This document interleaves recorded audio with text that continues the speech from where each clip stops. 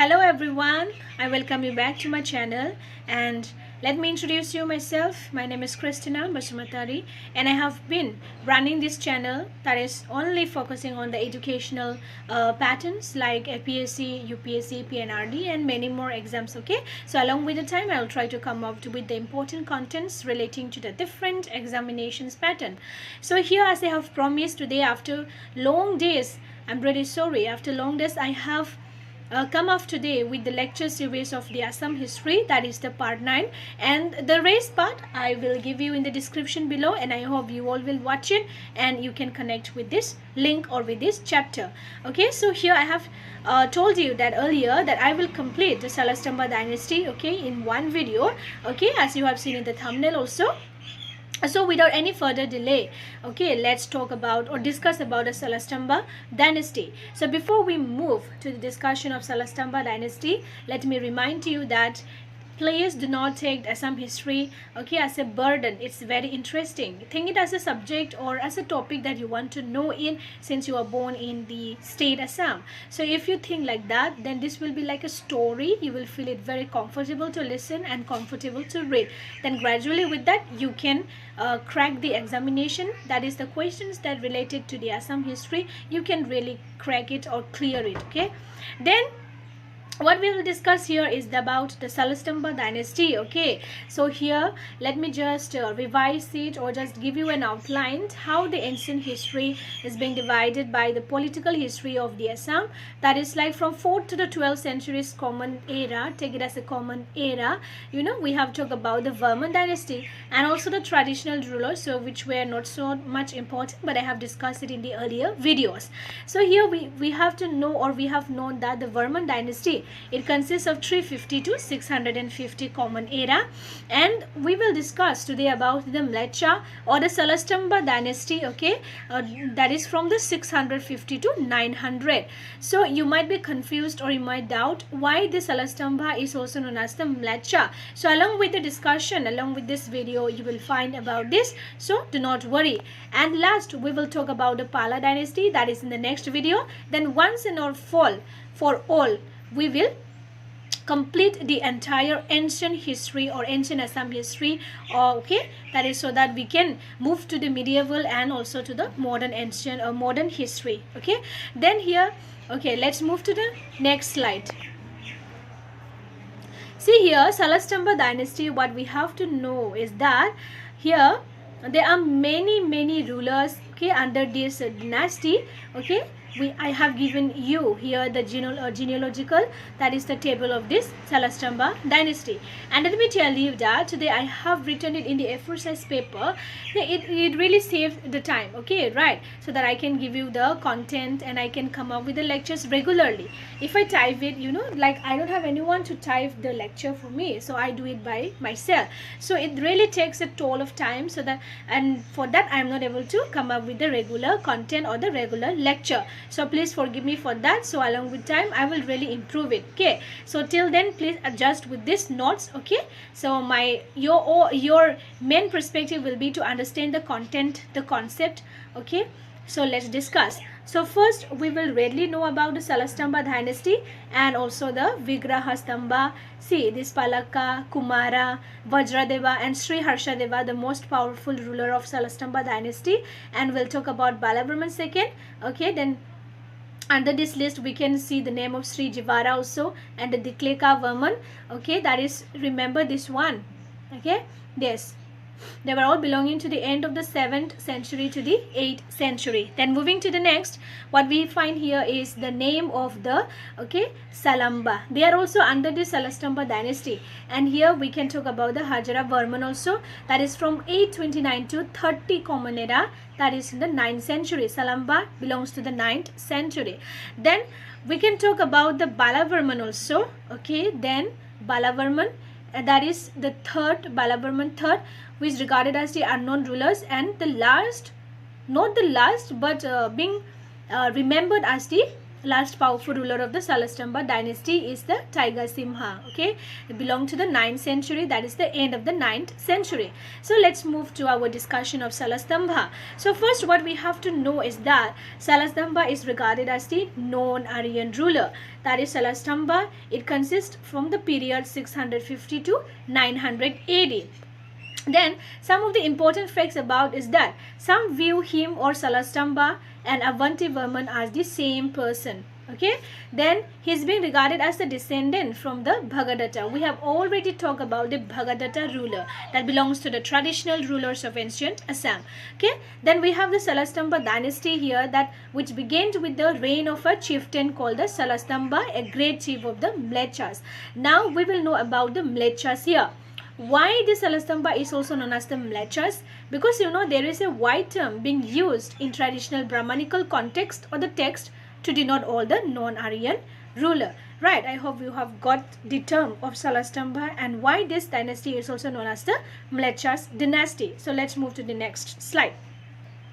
Here, now we have to know about the Salasthambas once again. See, Salasthamba, it means what? It is a pillar. Okay, pillar that is made of the sal tree. We all know about this tree. It is very huge, strong. Okay, so which may have been like a bearing on his character, indicating that he was a man of the strong determination or one who was not easily defeated.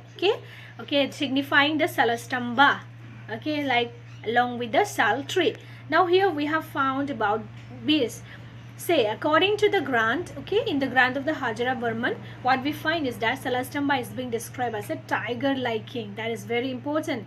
You will find this topic, okay, in the prelims exam. So you never know. It might come indirectly or directly. Now, moving to the controversial context about the Salasthamba dynasty is that many argued that the hairless death of the Bhaskara was followed by a rebellion, and the Avantivarman, or say the Salasthamba, perhaps a ruler or the relative of the Bhaskara, he began to succeed him. So it could not withstand the Mlecha revolt. That means like the Bhaskara line, they could not withstand the Mlecha revolt, and described by the author of this one, that is the Mudra Rakshasa. Okay, you have to remember this. That means this controversy, just read it. You don't need to take it by heart, or you don't need to remember it. Just you can read it. Okay, then let's move to the next slide. Here, what we know already about the Bhaskaravarman is that though he was not a Buddhist, okay, but he relied, or he was so much interested in knowing the Buddhism, okay, because of that, some of the Orthodox Brahmins, they feared that their land will be dominated by the Buddhist religion or the Buddhist culture. So that's why, being ignited with this context, they organized a revolt under the Salasthamba, who was believed to be the chief of the non-Aryan locality in the northern frontier of the kingdom. Remember this one. So you have to know the incidences or the consequences of how this Salasthamba dynasty came into form after the Bhaskaravarman. So as we all know that Bhaskara did not marry, so he has no lineage after him.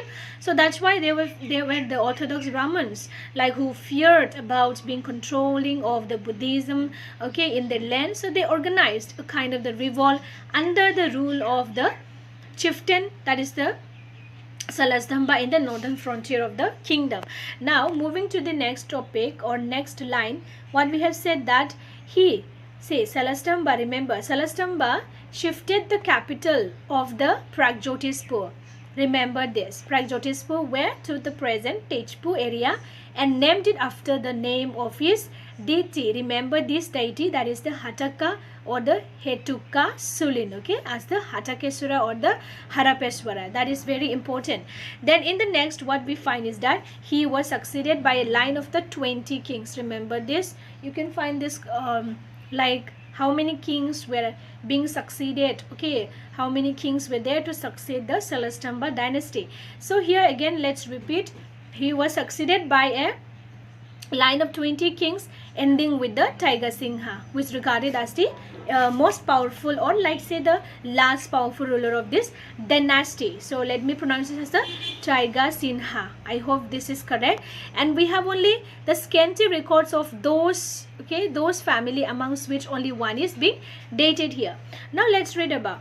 He is this succeeded by the Salasthamba is being succeeded by the Vigrahastamba and also Palaka, Kumara and the Vajra Deva. But you know, available records are not being found about them, so we don't need to discuss about them. Okay, in the book itself we don't find any mention of them, so why we should waste our time here, right? So let's move to our next slide. Now the most important ruler or the most powerful ruler of Salasthamba dynasty is who?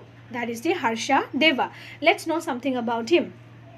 Harsha Deva is also called the Harsha Varman. We have to remember this. The second name or the nickname of the Harsha Deva is Harsha Varman, and also he is called as Sri Harsha in the inscription of the Vanamala. This Vanamala inscription will be important here because you will find the name of these inscriptions, okay, frequently when you discuss about or when you read about the Salasthamba dynasty. Then we have this king of the great prowess and the piety. Harsha Deva was the king of great power and the supremacy. Remember this.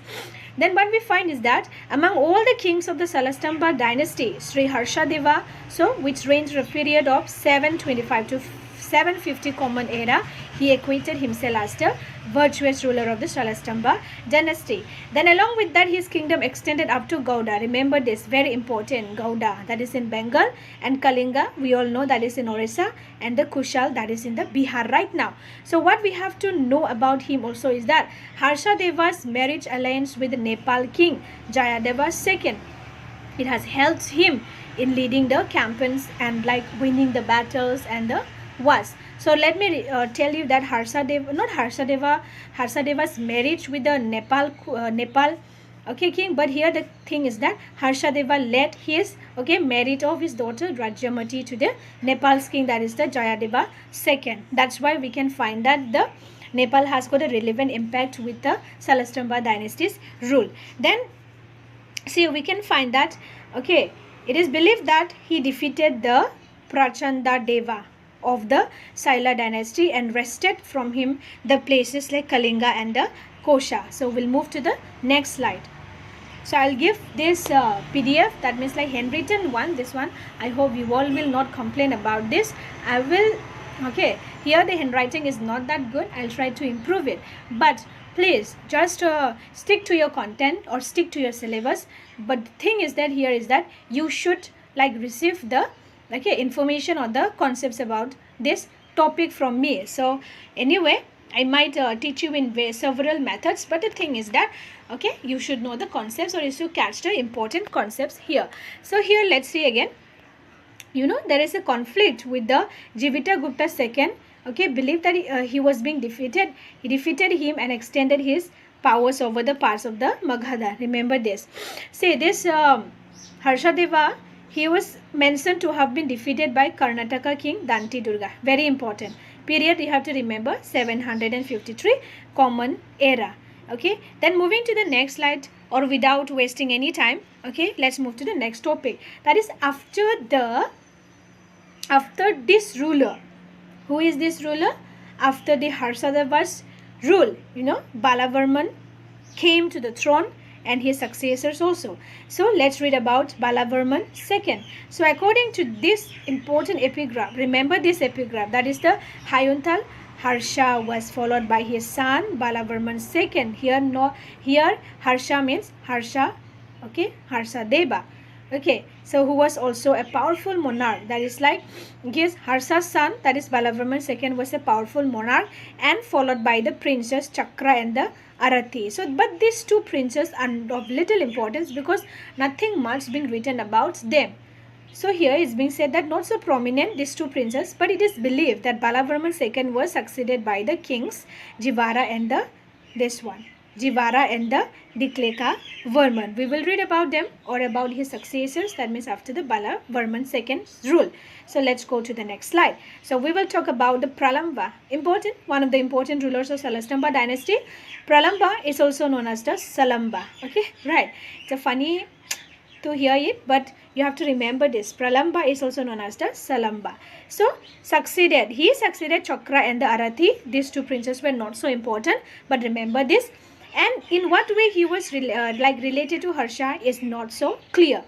But you know, Salamba belonged to the main line of the dynasty. You have to remember this. And just remember that he must have succeeded to the throne in about 800 AD. Remember this period. And he seems to have been the contemporary of Gopala. This is important, you know, this Gopala one. That remember, okay? He seems to have been the contemporary of Gopala. You can find the question here like, who was the contemporary ruler of the Salamba? Then we can say that contemporary ruler was the Gopala, okay? He was the first ruler of the Pala dynasty. We all know this. And you know, his wife was named the Jivada, and by her he had a son, Harjaravarman. And we will discuss about the Harjaravarman right now. Okay, let's go. See, Harjaravarman, you know, was regarded as a benevolent king. That was the okay type of king, you know, and the contemporary of the Devala Gowda. Again, here the contemporary question is being asked here. So here say first here, the contemporary of the Salamba was who? The contemporary of the Salamba was this one. Remember this, Gopala, the first ruler of the Pala dynasty. And second, again, Harjaravarman's contemporary ruler was who? Devapala of the Gowda, that is the Bengal. Then here we can find that he was also a powerful monarch, and the Parbatia.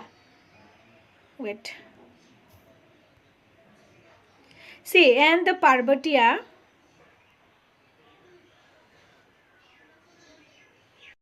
Harjaravarman was also regarded as a benevolent king. Remember this. And he was a contemporary of whom? Devapala of the Gowda. You have to remember the contemporary rulers also. That is very important. And to some extent, he is being regarded as a powerful monarch also. And you know, the Parbatia grant, it states that he was like what? Yudhishthira in truth, and like Bhima to his enemies, and like Jishnu in the battle. So you have to remember this, the questions might come. Moving to the next slide, what we find is that this Harjaravarman was perhaps the first of this line of the kings. Why? That is to perform his coronation ceremony, that is according to the Vedic rites, and probably also the first of the Kamrupa kings to assume the high sounding epithets. Okay, so here why I have given like this space is that I want you all to comment the meaning of the epithets here, right? You will find this word most frequently.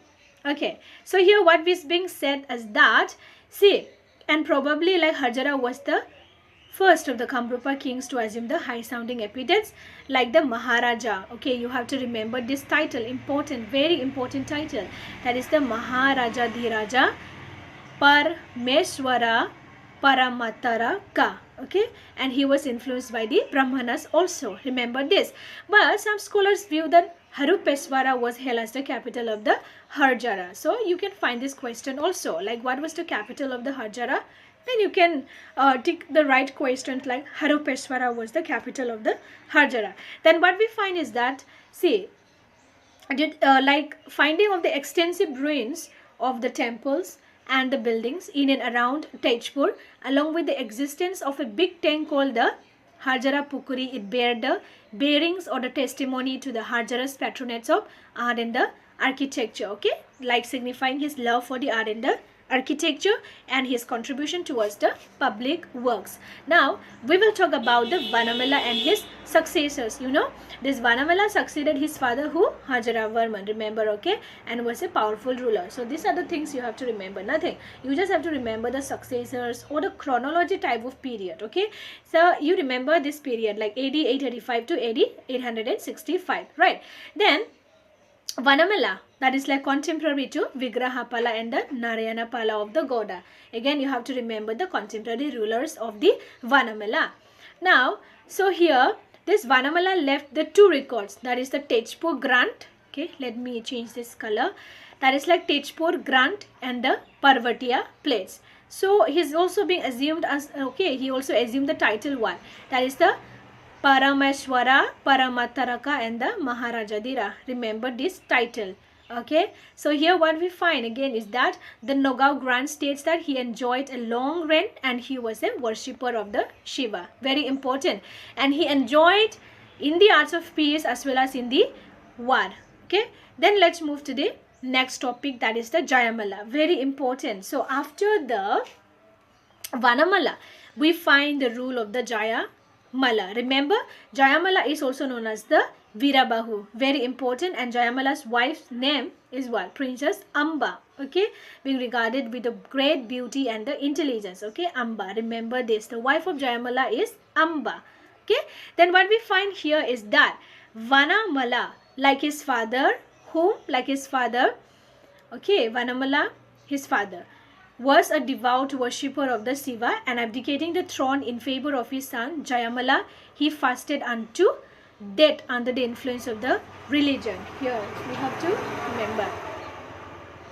Then this Jayamala was the contemporary to the Narayana Pala of the Gauda. Remember again here, I already told you why it is important to remember the contemporary rulers. So these questions might come in your examination.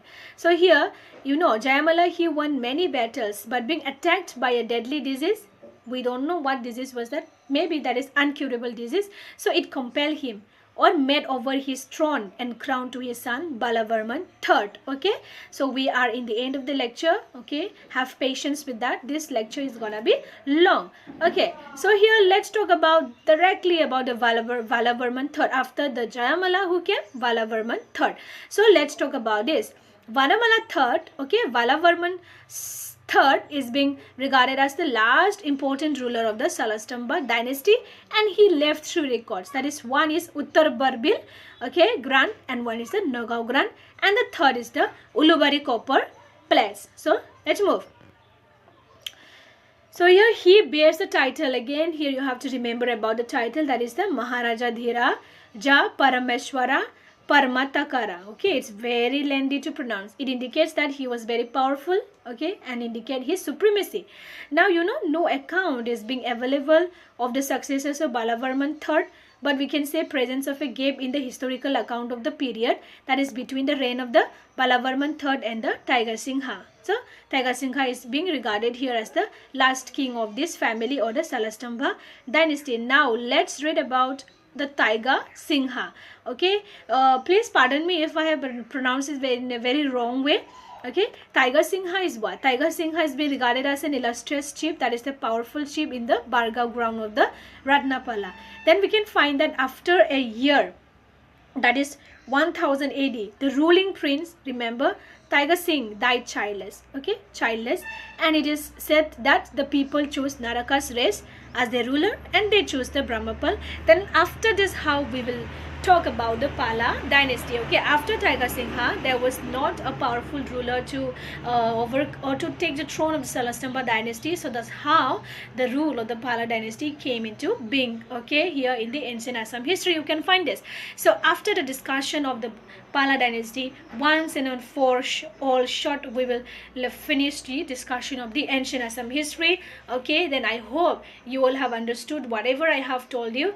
You might find it very confusing, but when you listen it once again and again, and I will give you the PDF of these handwritten notes, then along with it you can take the revision. And I know you all have been reading the books, you all can read the books, you hope you all have bought about this ancient Assam history, no problem, but just watch this video as a revision purposes. And after this, do like and subscribe to my channel, and thank you so much for your love and support, and bye bye, take care.